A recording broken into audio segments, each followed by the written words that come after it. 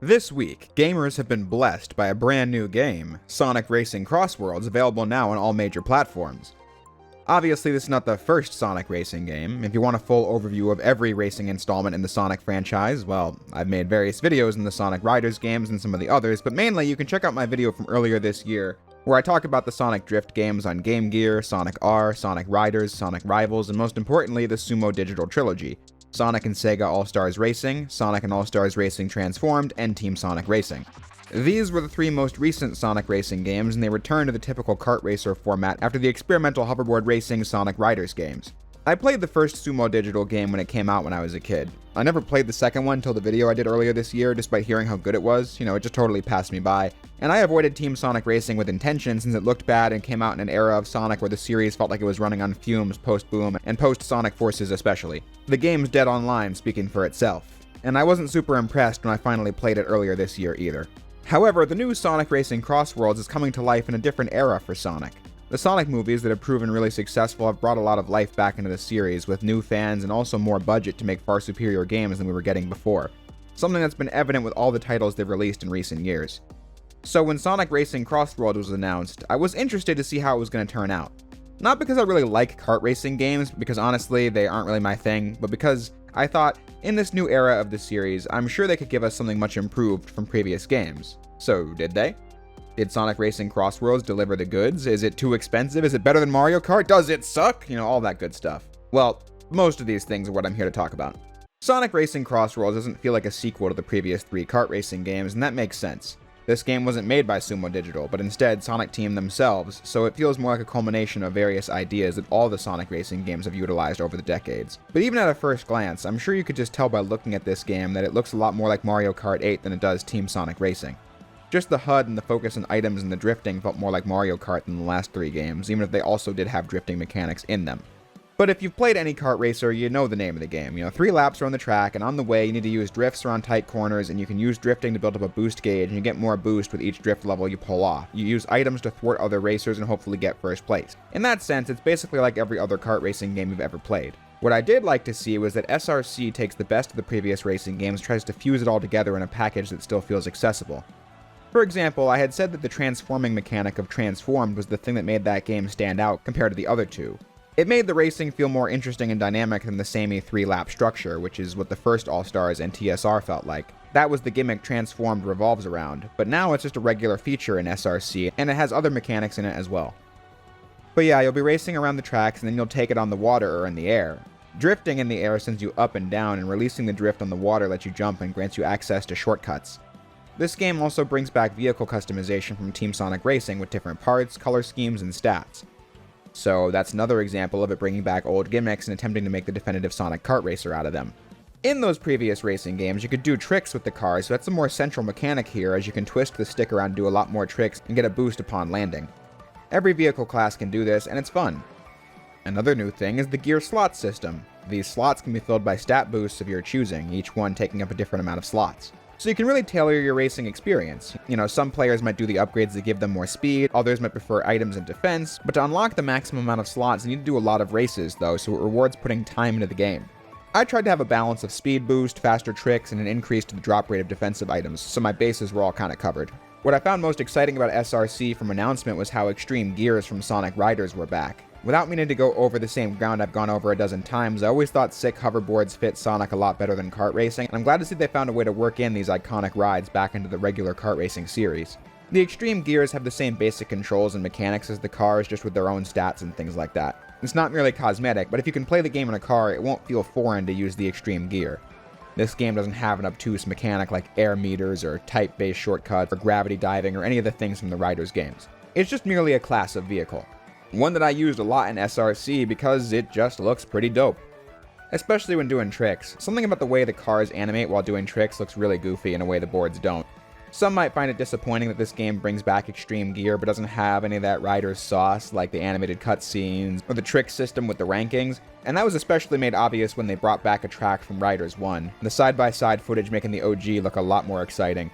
But I'm pretty content with it myself. The odds of us getting a Sonic racing game with a high skill floor and a higher skill ceiling like Riders ever again is next to zero, as being easy to pick up and play is one of the main selling points of kart racing games. So I'm just good replaying Riders as is, and I can accept that era where we get that kind of game from Sonic is over and just try to enjoy SRC for what it is. And I think it's cool to see the boards and the Babylon Rogues back in a Sonic game. You know, they haven't been seen since Free Riders, which was 15 years ago. I just personally appreciate the nods to the longtime fans like that.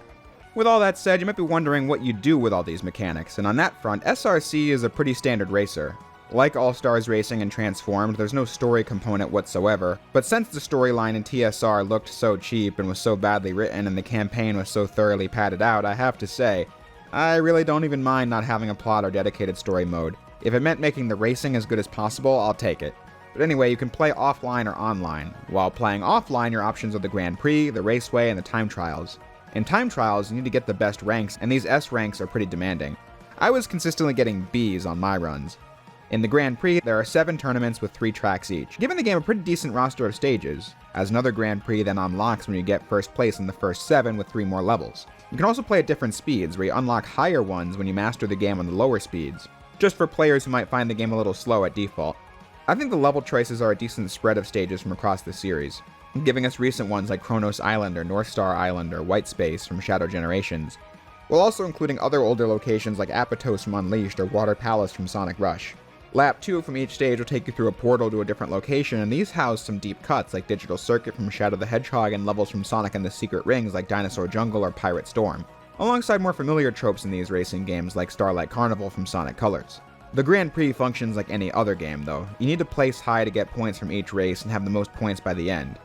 But SRC also tosses in the gimmick of rivals for each one, where you have one character you're especially battling against, and their rival level determines how good the CPU will be at the game if you're doing a single player mode.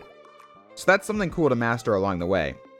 Mastering the game with a high rival level and with the highest speed setting is sure to provide a challenge even for racing game veterans. The rivals all have these cutscenes where you get dialogue for every character matchup in the game, which is cool to see. Sure, there's no story mode, but I enjoyed watching these scenes at least, and will probably watch all the ones I missed on YouTube when someone inevitably uploads a compilation of them all. I also appreciate that the character roster is a decent spread of characters from both newer games and older games, like we have characters like the Deadly Six from Sonic Lost World, but also Sage from Sonic Frontiers, and then the regular main cast.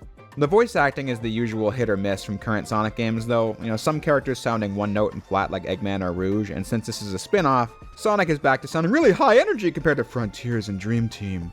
But I think most of the acting in these lines does the job well enough. I even started to warm up to Jet's voice. They got the voice from Free Riders back, and I hated how he sounded in that game, but I don't know, it was growing on me here. Especially with the YouTube promotional videos Sonic Official was putting out before the game dropped, we got to hear the cast interact more. And I also liked these for the artwork, having this sick art style that was a fusion of the art of Sonic Battle and Sonic Riders, 2 of the best modern Sonic aesthetics. But then I didn't vibe with much of the music here, but I also barely heard it. I need to listen to it more outside of the game where there aren't as many sound effects and voice lines going off every few seconds. But that was an aside. I was describing single-player content and was just saying that this was about it for single-player. It doesn't really give me much to chew on because I'm not super into kart racing games for this reason. I don't really enjoy most multiplayer games for longer than a few minutes at a party or whatever. I get bored of them kinda quick, especially without a strong single-player mode. It's why Crash Team Racing, Jack X Combat Racing, and Sonic Riders are the only kart racing games I really liked. And a lot of that is a combo of them being games with a single-player and story mode and skill-based gameplay and, frankly, nostalgia. When you are playing multiplayer, do I think the game is balanced? Well, I'd say it varies. Early on I was getting peeved with how many items were flying all over the screen, which is why I made a point to get a boost in the defensive item drop rate so I wouldn't be getting my ride buzzsawed every 2 seconds. Because that's another thing about kart racers I never really liked, which is how unavoidable items feel a lot of the time. But then, the game balance seemed off in a different way after a few days, and since my friends online immediately discovered a strat where you can get 3 items instead of 2, and then you let yourself get in 11th or 12th place for the first 2 laps, and then get the catch-up items and boost yourself to first place in lap 3. With strats like that in place, combined with my being bad at these kinds of games anyway, that made me want to put the controller down, but hey. Good news is, I felt the online mode was mostly stable.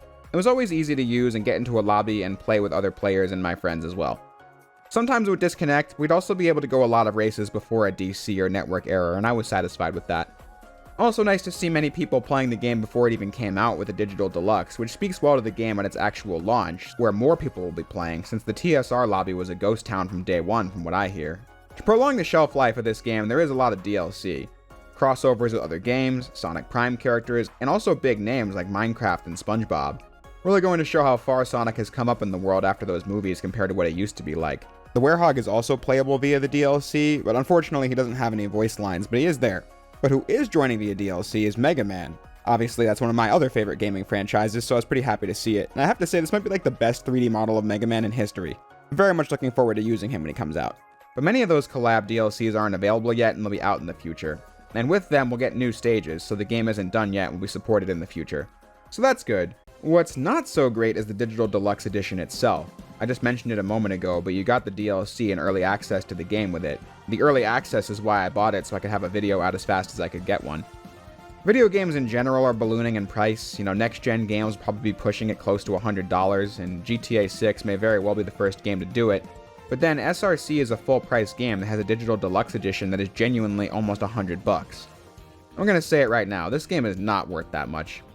I also just don't think it's worth full price either. I remember people tearing into the new Mario Kart for its price, but I don't have a Switch 2, so I haven't played it yet. But for what's on offer in SRC, I feel like the game is good fun for players of all ages and skill levels, even if it's not really my kind of game. But I think you should probably wait for a discount or sale if you're not a die-hard Sonic fan or die-hard kart racing fan. If you're either of those, you're bound to enjoy the game. And I would even say it's the definitive Sonic racing experience you can get right now. If you're on PC, you can play Transformed, and the case can be made for that game being better, but SRC is on all the major platforms, and for what it's worth, the game is really good, unlike TSR, which is also on a lot of the new stuff, which I just don't think is that great of a game. But I just think the price is pretty steep for what is essentially a house party game. But I don't really have a lot else to say on the game, though. That's just a personal preference sort of thing. I thought the production values were acceptable for a current-gen racing game, and enjoyed seeing the level portals in real time with decent loading times as well. But yeah, my analysis on the game is basically that if you like racing games, this is a good one, but I wouldn't go rushing to spend a lot of money on it. But there's also enough content to where I'd say if you do like these kinds of games, there is stuff on offer to master with more on the way, and if you have kids, they'll definitely enjoy it. But as someone not super into racing games, I think it's good for what it is, just overpriced. However, like I have said a few times in this video, I'm just really liking where Sonic is at right now and hope it keeps the momentum going and only gets better from here. I mean, again, I haven't played Mario Kart World, but the fact that this game is getting some higher ratings than that game was a pleasant surprise, and I hope Sonic Team is encouraged to keep making cool stuff that resonates with people. Can only hope the next mainline game knocks all our socks off. In the meantime, I have a Sonic mod video I'd like to make, and I want to revisit Shadow Generations in a video soon, so I hope people are hyped for that. But that's about it for this video, so I'll close by saying what I always do. If you made it this far into the video, I thank you for watching, and I'll see you next time.